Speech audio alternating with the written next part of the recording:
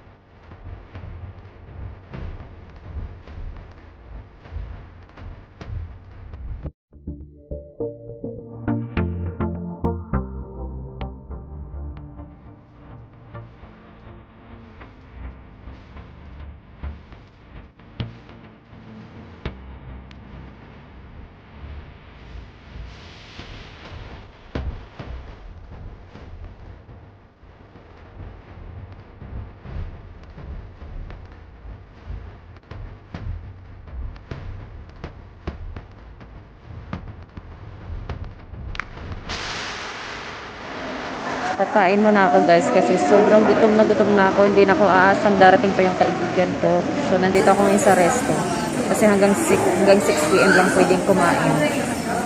Isa yun sa mga changes simula nang magkaroon ng COVID dito sa Hong Kong. So tara.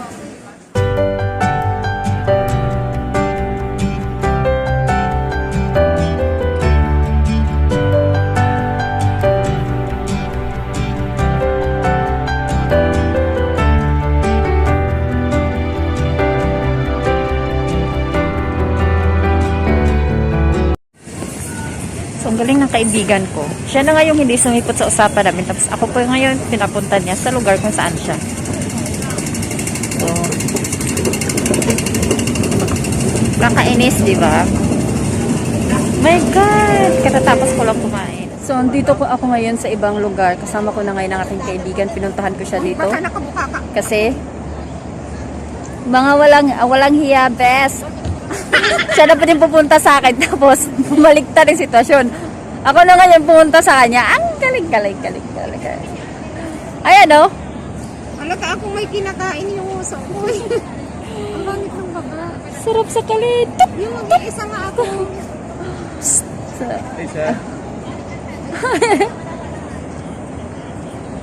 Di bawal magtanggal ng mas, Raulo ka. So, andito kami ngayon. Ang ganda-ganda ng ano. So, ngayon pag-uusapan natin dito yung mga iilan sa mga pagbabago simula ng nagkaroon dito ng COVID. Lately lang, dati kasi dapat pag kumakain sa resto, kailangan 4 na tao lang from morning until night time. Pero ngayon simula ng month of July, di ba? Binago nila kasi everyday nagkakaroon ng positive ng COVID, and palaging 100 plus yung nagiging positive everyday po yan, and mostly yung mga nagiging positive galing sa Pilipinas. So ang ginawa nila is from 4 people na pwedeng kumain sa restaurant, ginawa nila itong 2, at simula umaga hanggang until 6 p.m. lang. Bawal kumain ng more than 2 people. Then, bago magtanggal ng mask, kailangan hintayin mo muna yung order. Sobrang malaki po talaga ang epekto ng COVID kahit saang parte mo ng mundo. Dito sa Hong Kong kasi sobrang laki ng pagbabago since nung nagsimulang magka-COVID dito hanggang sa ngayon, lately lang. Starting nga sa pagsusuot ng mask, hindi namin pwede tanggalin. Kahit na public area man o hindi, as long as nasa labas kami, hindi namin pwede tanggalin yung mask namin. Kanina, nag-pick lang kami, tinanggal saglit, tapos balik agad kasi baka makita ng pulis. Huhulihin kasi ng pulis. At magkakaroon kami ng fine. So, ngayon nga, isa din dito yung pagbabago yung pag nasa labas nga, kailangan 2 tao lang magkasama. Kasi sobrang dami na po dito sa Hong Kong. Sobrang dami na. Hindi kami, dapat nga ngayon, nasa Pinas na ako eh. Uwi ko na sana dapat eh. Kaso, hindi nga natuloy kasi nga, dahil sa COVID. Pero hopefully soon, pag medyo okay na, makaka-uwi ako. Sana. Sobrang nakakalungkot na ganito na yung nangyayari sa mundo. Na hindi natin nakikita yung kalaban, na ewan mo kailan matatapos tong lahat ng to.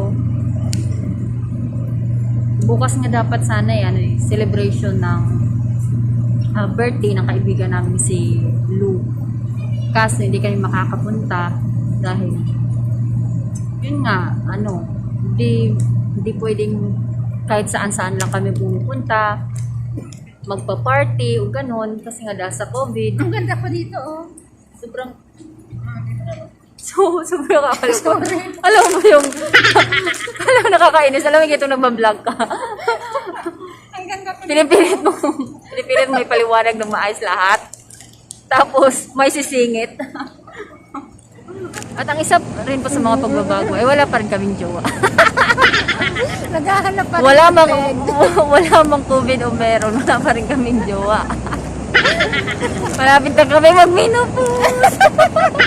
Joke lang. Ayun, hindi kagaya nung kaibigan ko, habulin.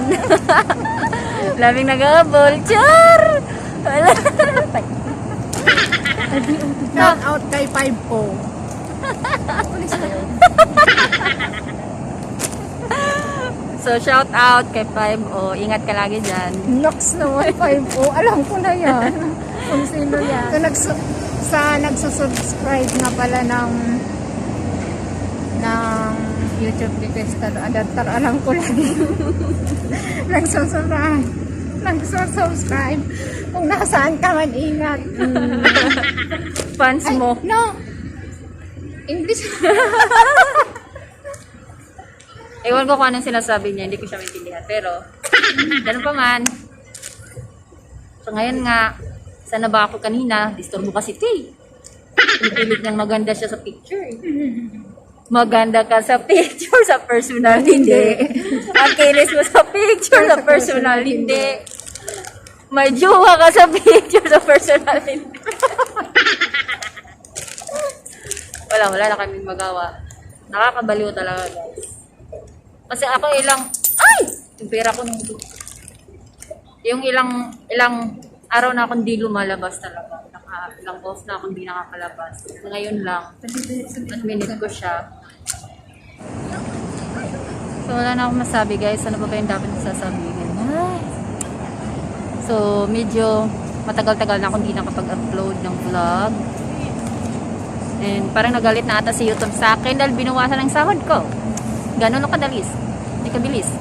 Kasi 1 week na akong di nakapag-upload. It's okay. It's fine. Miss ko nang umuwi ng Pinas. Gusto ko nang umuwi talaga as in promise. Miss ko na lahat. Yung amoy, yung baho, lahat nakakamiss. Sobra. Yung pagkain ng bagoong, ginisang bagoong. Lahat yung mga tao doon. Kakanta na lang ako. Wala na akong masabi talaga. So this song is for you. 5-0. Charot. Sino kaya yun? Naiintriga ako sa 5-0. 'Cause it's 12:51 and I thought my feelings were gone, but I'm lying in my bed thinking of you again, and the moon shines so bright, but I gotta try these tears tonight, 'cause I'm moving on and I can't go on through this song any longer, as the sky outside gets brighter and my heart begins to tire. I'm left to wonder. A few moments later. Alam nyo guys, nainis na ako kanina sa kanya. 10 AM nag-chat kami na magkikita nga kami. Sabi niya nasa bahay pa raw siya. So ako naman, sige, hintayin kita. Nag-okay po siya guys. Umabot ng 12 PM. Wala pa rin siyang chat. Pero naghintay pa rin ako. Sabi ko, tanghali pa naman. Tagal pa, may hapon pa. Alam na, alas 2, hindi pa rin siya nag-chat guys. Ang bait-bait talaga ng kaibigan kong to. Alam niyo ba yun? Nakailang tawag ako sa number niya at saka sa messenger. Wala talaga siyang sagot. Mga anong oras na yun? Nag-chat ka? Alas 3? Hindi. Mag-alas 3? O, mag-alas 3. Sabi niya, nasa Northfield na siya. Sige, malapit ka lang. 2 station ka lang, be. May punto? May pambata? Wala, excuse me. Original yan. Ang laki ng braso ko talaga. Tinanong niya ako kung may pum yung bra ko. Pasensya, wala kayo. Kakanta na lang tayo guys. Ano bang kakanta tayo? Kumanta ka nga. Sabi nila, palang araw darating ang iyong tanging hinihiling. At nung dumating ang aking panalangin ay hindi maitatanggi ang pag-asang nahanap ko sa iyong mga mata. Sobrang daming nangyari sa buhay ko. Naalala ko panahon na di ba na ako makapaniwala na nandito na ako ngayon sa lugar kung saan man ako. Kung ano may narating ko ngayon. Kahit anong trabaho pinasukan ko na dati. Yung huling trabaho ko bago ako nag-abroad is caregiver. And caregiver ako. Hinintay ko lang talaga yung maging 23 years old ako bago pumunta na ibang bansa. Pero hindi agad ako nakapunta nun kasi hanggang mahirap iwanan yung matandang inaalagaan ko. So, nung 24 ako, saka na ako nag-decide talaga. Need ko na talaga mag-since ako ngayon inaasahan ko na pamilya. Ngayon, I'm already 28 years old. Guys, ba't naku-curious ako ano bang mangyayari sa buhay ko 5 years from now, 10 years from now? Magkakaroon kaya ako ng sarili kong pamilya? Magkakaasawa pa kaya ako? Ganon yung mga tanong na ganyan na kailan kaya ako makakauwi ng Pinas para mag-for good? Kailan kaya ako magiging masaya?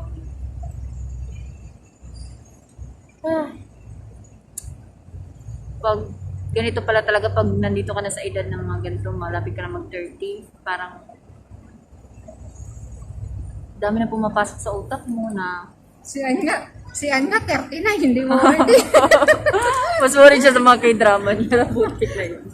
Bigay namin 30. Nag-30 na siya nung nakaraan. Ayun nga si Ana Lu. Tapos yun. Wala siya makailang 30 na siya. Purtati makanood daw siya ng mga k-drama. Sobrang nakakamiss ko lahat.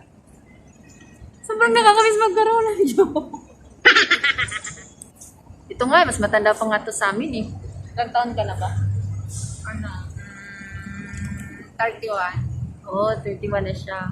Sanay pa naman akong gaganon. Piling ko ang tanda-tanda ko na. Pero, sabi nga nila, huwag mawala ng pag-asa. Habang buhay, may Habang buhay may pagkasabi. Ano ba? Yan, wala pa siyang pakialam. Nagsiself-work po siya. Ngayon, medyo dumidilim na. And it's already 7:30 and I need to go home before 8 o'clock. So since dalawang station lang naman ako dito. Hello, 8 ang curfew ko. Ang layo ko dyan. Kasalanan ko ba? Tagal mong pakita sa akin. Sobrang tahimik na dito sa Hong Kong, guys. Tahimik. Alam mo, wala nang bar, wala nang video okay, wala nang... Talaga yung video okay yung binanggit eh. Kasi ako po, hindi po talaga ako mahilig mag-bar dito. Kahit doon naman sa Pinas, hindi ako mahilig mag-bar. Pero pumunta ako pero hindi talaga yung... Hindi kagaya ng isa naming kaibigan si Lou. Yun, sobrang mahilig sa bar yun. Ngayon lang nga hindi nakapunta yun kasi nga, dahil sa COVID. At hindi rin po ako uminom dito sa Hong Kong, sa Pinas lang. Ewan ko kung bakit, basta hindi ko talaga feel uminom. May time na inaano ko ng mga kaibigan ko, pero kahit nga yung isang can ng beer, hindi ko nga siya maubos, konting-konti lang nabuhat na ganyan. Hindi ko talaga feel uminom dito ng alak. Iniiwasan ko kasi kilala ko sarili ko. At nasa ibang bansa ako. Pag nalasing ako, ayoko. Hindi ko alam kung hanggang kailan na naman ako makaka-upload ulit ng video. Alam ko kung itong vlog na to ngayon ay ewan ko lang, wala nga kwenta-kwenta. Wala, salita lang ako ng salita, hindi ko alam kung ano. Wala na akong maisip mga content. At sobrang busy ko sa work. Hindi na ako man nakakapag-upload. Utak ko lang, sana makauwi na ako ng Pinas. Yung lagi na sa utak ko, sana makauwi na ako ng Pinas. Miss na miss ko na family ko. So, uuwi na kami, maglalakad-lakad na kami papuntang NTR. Kasi need niya pumunta pa ng Central. Ako pa uuwi na ako. Bibili siya ng pampaganda niya. Ewan ko ba kung may pag-asa pa yan. Pero huwag mawala ng pag-asa, ika nga. Ako nag-ano sa kanya na Dr. Alvin gamitin niya kasi. Tapos ayun na makinis na yung mukha ko, naiingit na siya. Wow, excuse me, hindi ako naiinggit. Hindi ako naiinggit. Bakit daw ang kinis ng mukha ko? Siya naman nagsabi. Kasi dati po talaga, magaspang yung mukha niya, guys. Hindi, dati may mga pimples ako. Tapos sinadjust niya na gumamit ako ng Dr. Alvin. So yun, nahiyang ako. Ngayon, ang kinis na naman. Kasi Dr. Alvin yung gamit ko dati. At sobrang nahiyang talaga yung mukha ko, gumanda ako. Kaya sinadjust ko yun sa kanya kasi marami siyang pimples noon. Tsaka medyo magaspang nga. Magaspang. Pero maganda na siya ngayon. Kahit paano. Maganda na yung kutis niya. Yun. Kaya palagi niya niyang, minamaintain niya yung Dr. Alvin. Pero ako naman, ano na yung gamit ko ngayon? Fairy Skin. Nagtitipid ako sa budget sa pang-prayo ko. May pang Dr. Alvin. Hindi talaga mawala yung skincare, guys. Napaka-importante po yung skincare. Mas importante po yung skincare kaysa sa mga yung mga makeup. Although may mga makeup ako, pero mas mabuti pa rin yung mga Tsaka maganda ngayon, ng skincare. pag nag-day off kami, dati, pouch ng ano ba yun? Ng makeup, kit. Ngayon, pouch ng alcohol, Mask, ng papel, tissue, tissue, white Tusok. tissue, spray. yung gano'n na. Yun yung mga Yun na yung importante. naman ng couch namin. Hindi O naman. ako nga, wala nga akong dalang makeup ngayon. Kasi nakamask naman, di ba? Wala rin kasi. So na guys. Nakamas pa rin kami. Kailangan mag-lipstick para hindi magmukhang pasyente. Ewan ko sa'yo. Sa'yo na maghihinay. Mag-ano na kami, maglalakad na kami. So, uwi na kami guys. And, Kahit doon na lang sa pag hindi na ako nakabili ng cream, tsagaan ko na lang, unti-untiin ko na lang. Hanggang bukas na lang kasi yung cream. parang medyo humaba na yung bangs ko lately. So, hindi na ako magpapagupit ulit ng bangs. First time kasi magkaroon ng bangs sa pagtripan. Ngayon, pag umaba na ito, hindi ko na siya pagugupitan. So, papakita ko na, sobrang maliwanag. Papakita ko sana yung mga view, pero sobrang liwanag ng ano nila. Medyo madilim na guys. And, nakakapanibago lahat ng mga pangyayari dito. Kung hindi lang sana siguro lumala yung sitwasyon dito sa Hong Kong, siguro nakauwi na ako ng Pinas. Kasi lately bumalik lumala siya Kaya imbes na 4 na tao ang pwedeng magsama pag ano, gala or kumakain sa resto. Ngayon, 2 na lang. Sobrang dami ng mga pagbabago dito. Malapit na itong Pasko. Marami na ring decorations, pero tahimik. Medyo tahimik yung lugar. Ayan. I'm sad. I'm literally sad. Dapat nasa Pinas na ako ngayon eh. It's very sad. But I'm still hoping na makaka-uwi ako. Soon.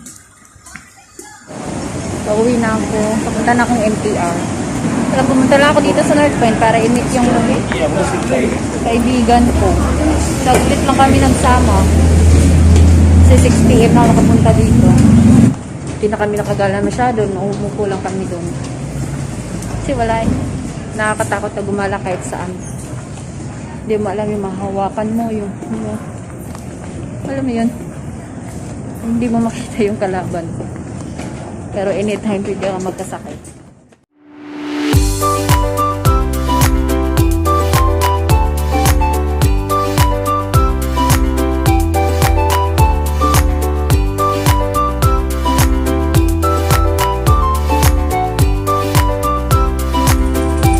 Dito na kami sa NTR, guys.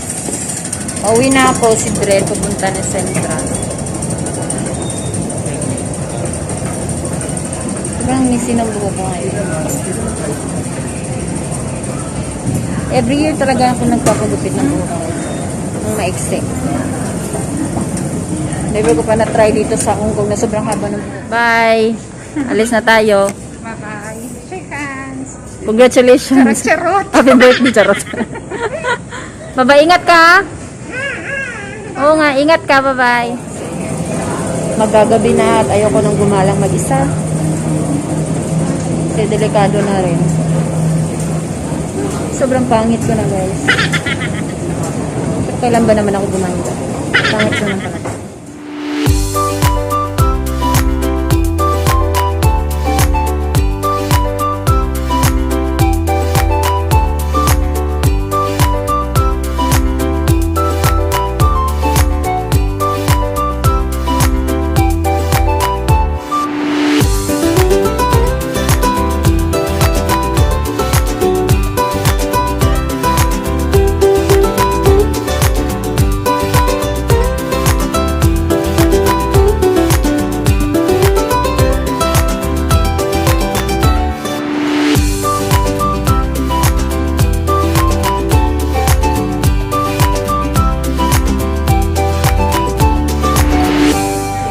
Dito na ako sa amin, guys. Kailangan ko nang bilis sa makauwi kasi natatay na ako. Oh my God!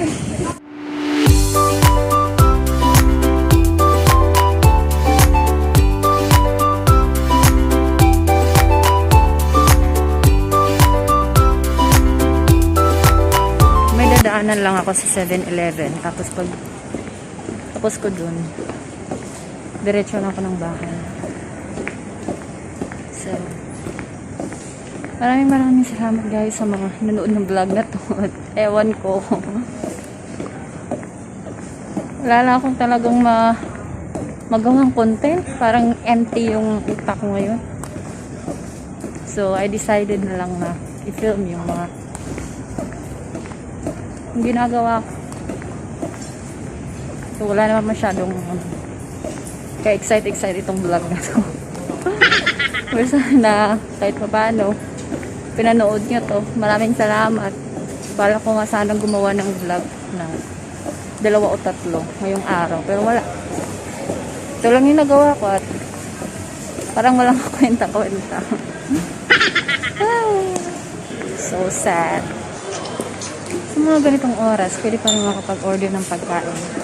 Sa mga fast food, sa mga restaurant, pero take out na lahat. Bawal na kumain sa loob.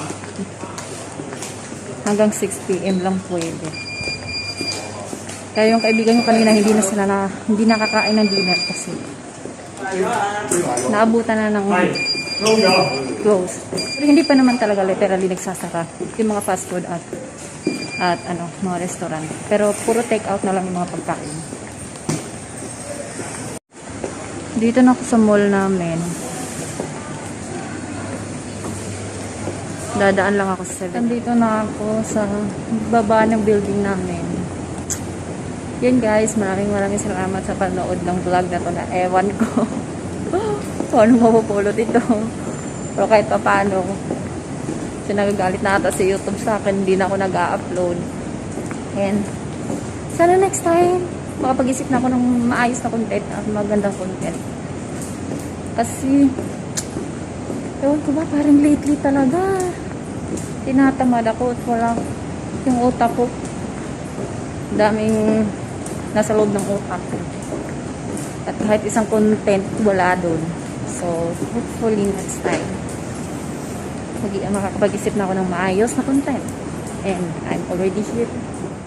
Maraming salamat guys sa panonood ng vlog na to. And yun na, hanggang dito na lang kasi akit na ako sa taas. And maraming salamat sa pagsuporta. Once again, this is your OFW vlogger, Chris Adaptar. And now, I was signing off. Bye-bye. Love you.